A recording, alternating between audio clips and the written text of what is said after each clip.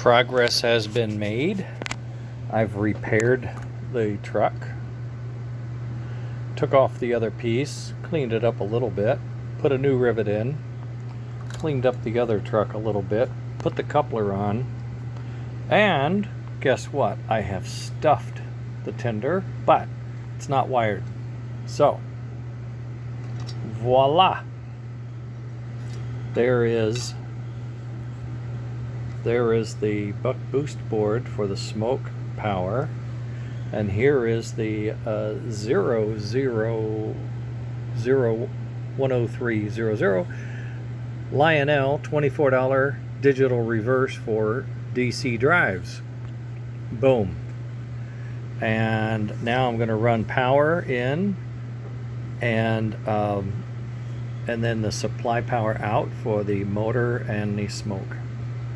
And there is a backup light. I'm going to wire that in to the controller with a diode, so in reverse the backup light comes on. Won't that be fun? I've got jewels in the back, and you know what? They're pretty darn nice. I think I'm just going to leave them. I've got to find some jewels for the front. Maybe. Okay.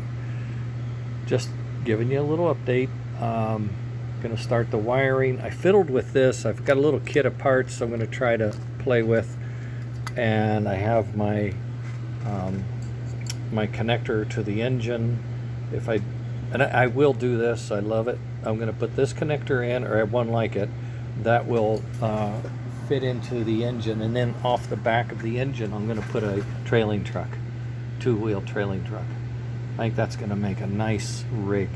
Oh, another thing I was going to point out was I polished the chrome on these front truck. Did not do the back truck yet, but boy, can you see the difference?